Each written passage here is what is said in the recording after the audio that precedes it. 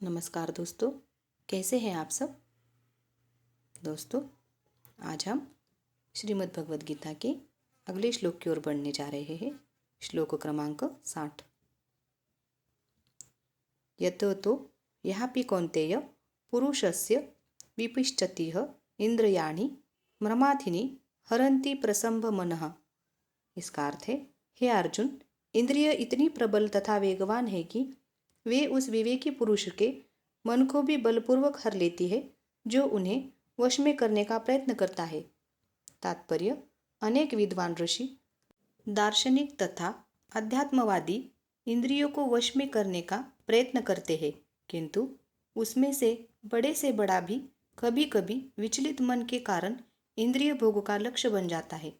यहाँ तक कि विश्वामित्र जैसे महर्षि तथा पूर्ण योगी को भी मेनका के साथ विषय भोग में प्रवृत्त होना पड़ा।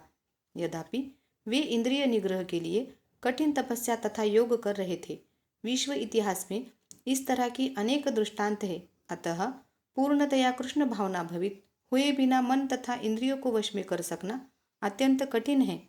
मन को कृष्ण में लगाए बिना मनुष्य ऐसे भौतिक कार्यों को बंद नहीं कर सकता। परम साधु तथा भक्त यामुनाचार्य ने एक व्यवहारिक उदाहरण प्रस्तुत किया है। वे कहते हैं, यद्वादि मम चेतः कृष्ण पदारविंदे नव नव रस मन्युद्धत रंतुमासितः तद्वदि बत नारी संगमे स्मरयमाने भवति मुख विकारः सृष्टु निष्ठिवनचः।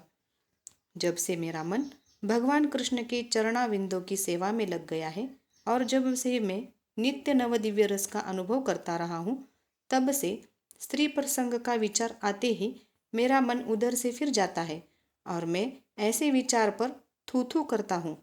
कृष्ण भावनामृत इतनी दिव्य सुंदर वस्तु है कि इसके प्रभाव से भौतिक भोग स्वतः निरस हो जाता है। यह वैसा ही जैसे कोई भूखा मनुष्य प्रचुर मात्रा में पुष्टिदायक भोजन करने की अपनी भूख मिटा ले। महाराज अम्बरीश की भी परम योगी दुर्वासा मुनि पर इसीलिए विजय पा सके क्योंकि उनका मन निरंतर कृष्ण भावनामृत में लगा रहता था। तानि सर्वाणि संयमे युक्त आसीत मत्परः वशे हि यस्येन्द्रियाणि तस्य प्रजा प्रतिष्ठिता। जो इंद्रियों को पूर्णतया वश में रखते हुए इंद्रिय संयमन करता है और अपनी चेतना को मुझसे स्थिर कर देता है, वह मनुष्य स्थिर बुद्धि कहलाता है। तात्पर्य, इस श्लोक में बताया गया है कि योग सिद्धि की चरम अनुभूति कृष्ण भावनामृत में ही है। जब तक कोई कृष्ण भावना भवित नहीं होता, तब तक इंद्रियों को वश में करना संभव नहीं है। जैसा कि पहले कहा जा चुका है, दुर्वासा मुनि का झगड़ा महाराज अम्बरीश से हुआ क्योंकि वे गर्ववश महाराज अम्बरीश पर क्रुद्ध हो गए, जिससे अपनी इंद्रियों को रोक नहीं पाए। दूसरी ओर यद्यपि राजा मुनि के समान योगी न था, किंतु वह कृष्ण का भक्त था और उसने मुनि के सारे अन्याय सह लिए, जिससे वह विजयी हुआ। राजा अपनी इंद्रियों को वश में कर सका क्योंकि उसमें निम्नलिखित गुण थे, जिनका उल्लेख श्रीमद् भागवत गीता में है। सवै मनः कृष्ण पदारविंदयो वर्चांसि वैकुंठ गुणानुवर्णने करो हर मंदिरे मार्जनादिषु श्रुति चकार अच्युत सत्कथोदये मुकुंद लय दर्शने दर्शो तदभृत्य गात्रस्पर्शे गसगमं घ्राणचः तत्पाद सरोज सौरभे श्रीमततुल्यसा रसनाः तदपीर्ते पादौ हरे क्षेत्रपदानुस्पर्पणे शिरो ऋषिकेशपद विभवन्ते कामचदास्य न तु कामकामम्य यथो तत्मक्श्लोकजनाश्रया रतिः। राजा अम्बरीश ने अपना मन भगवान कृष्ण के चरणारविंदों पर स्थिर कर दिया।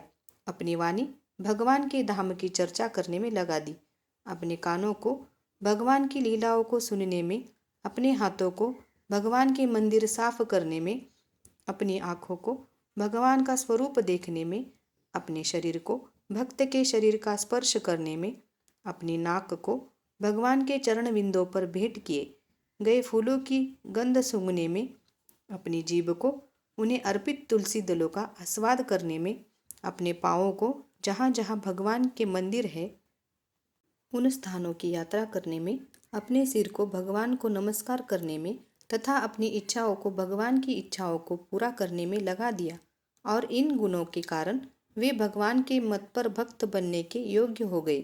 इस प्रसंग में मत पर शब्द अत्यंत सार्थक है। कोई मत पर किस तरह हो सकता है, इसका वर्णन महाराज अम्बरीश के जीवन में बताया गया है। मत पर परंपरा के महान विद्वान तथा आचार्य श्रील बलदेव विद्याभूषण का कहना है, मद भक्ति प्रभावेन सर्व इंद्रिया विजयपूर्विका स्वात्मदृष्टि सुलभेति भावः। इंद्रियों को केवल कृष्ण की भक्ति के बल से वश में किया जा सकता है। कभी कभी अग्नि का भी उदाहरण दिया जाता है। जिस प्रकार जलती हुई अग्नि कमरे के भीतर की सारी वस्तुओं को जला देती है, उसी प्रकार योगी के हृदय में स्थित भगवान सारे मलों को जला देता है। योग सूत्र भी विष्णु का ध्यान आवश्यक बताता है, शून्य का नहीं। तथाकथित योगी जो विष्णु पद को छोड़कर अन्य किसी वस्तु का ध्यान करते हैं, वे केवल मृगमरीचिकाओं की खोज में व्रता ही अपना समय गंवाते हैं। हमें कृष्ण भावना भावित होना चाहिए, भगवान के प्रति अनुरक्त होना चाहिए। असली योग का यही उद्देश्य है। तो दोस्तों, ये विषय आपको आज का कैसा लगा हमें ज़रूर कमेंट करके बताएं। तो मिलते हैं अगले श्लोक में अगले नए वीडियो के साथ। तब तक के लिए राधे राधे।